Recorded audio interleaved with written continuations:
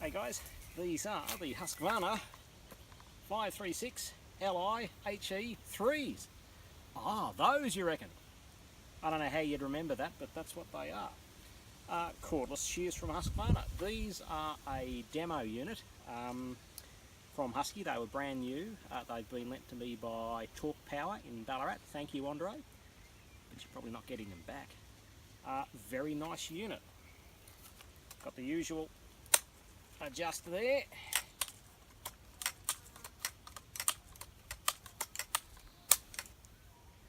And then in a storage position.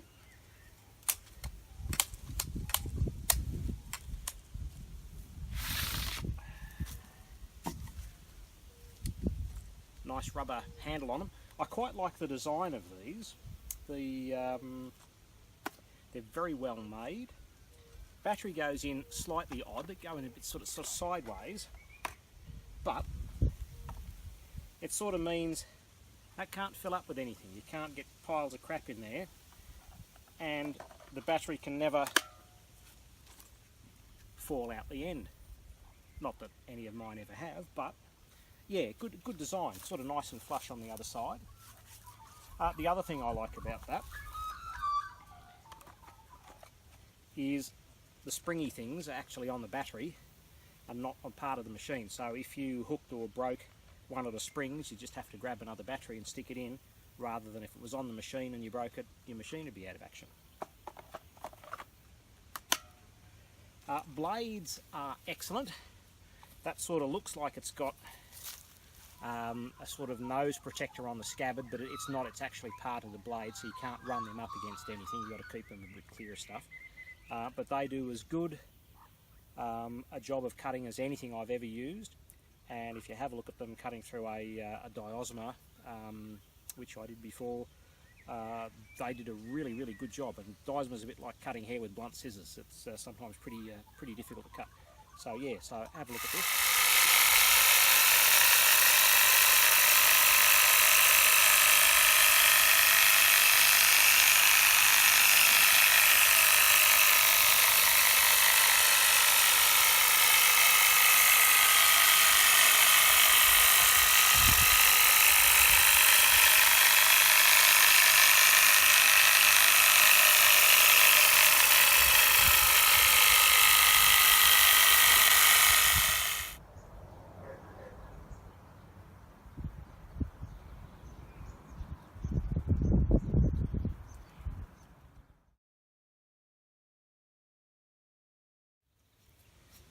Battery life. Battery life's a little bit low, but I think I've heard on 2 occasions that Husky are bringing out some new batteries, so they'll fit this machine, and they claim about 100 minutes out of that on eco mode. That's the BL180, which is a 4.2 amp hour battery. Eco mode is 3,200 cuts per minute. If I turn these on, this. Full speed is 4,000 cuts per minute.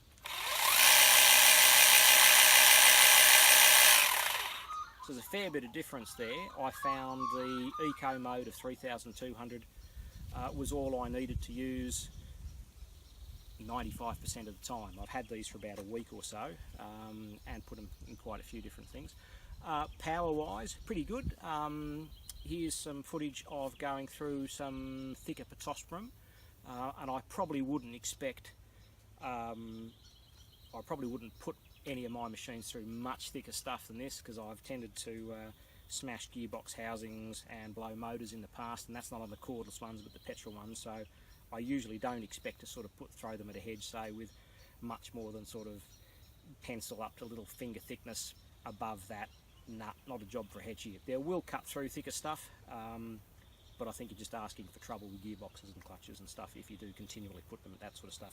The odd sort of thick stuff, yeah, the odd bit's alright, but not constantly. Take it away, mate.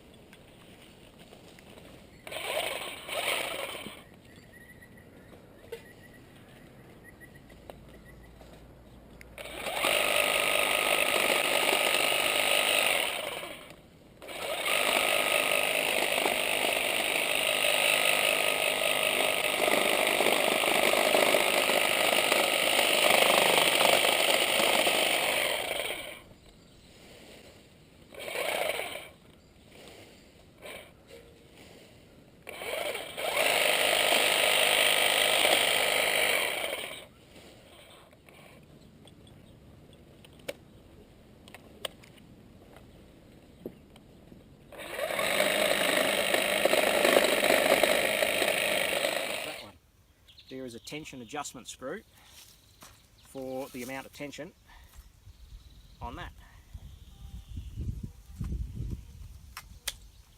Neat idea. That seems about fine. I can sort of jiggle them into the position I want them, or I can actually put them on a hedge and press them the other way if I need to. So I don't think I'd muck with that. Throttle's pretty good. Nice and can run them quite slow.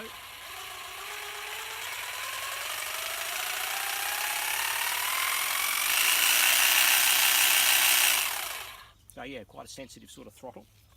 Now they've got an automatic off feature. So if you put these down, or if you don't use them in 45 seconds, they switch off.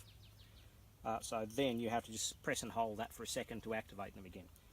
At first I thought, yeah, it might be a little bit of a pain in the arse, but it wasn't really. I mean, you pick them up, you put your finger on that for a second and they're right to go. But when I think about not having to worry about a small child running out and going, oh, look at these, they're all red and shiny, let's play with them. You know, they're off, so I don't have to worry about that. So yeah, good safety feature.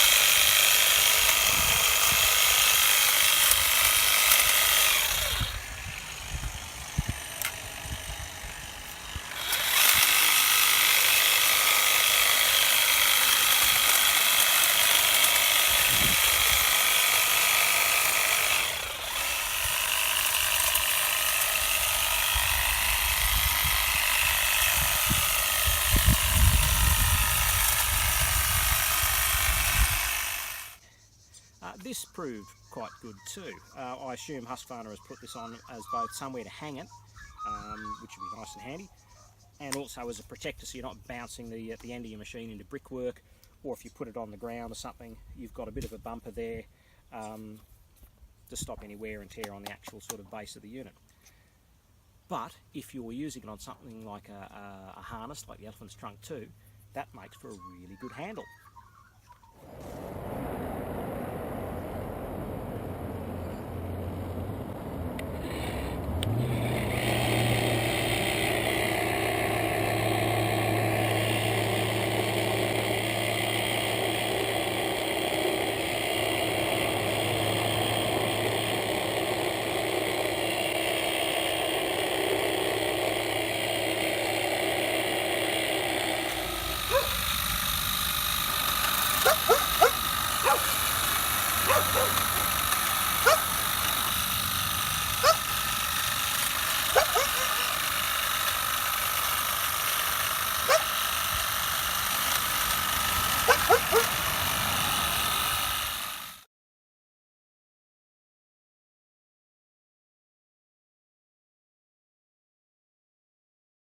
Yeah, so at $650 for the machine without battery or charger, or at about just under $1,100 for the machine with a battery and charger, and that's the BLI 180 battery. As I say, I think there's more powerful batteries coming to the market, and as a professional you'd need two. So yeah, it's a little bit pricey, but I think you get what you pay for. And I think this is really well made. It's really nice to use. It's nicer than any other machine I've used. It's quite smooth, and I don't think I'm going to be giving this one back to TorquePower. Thanks very much, guys. I like it.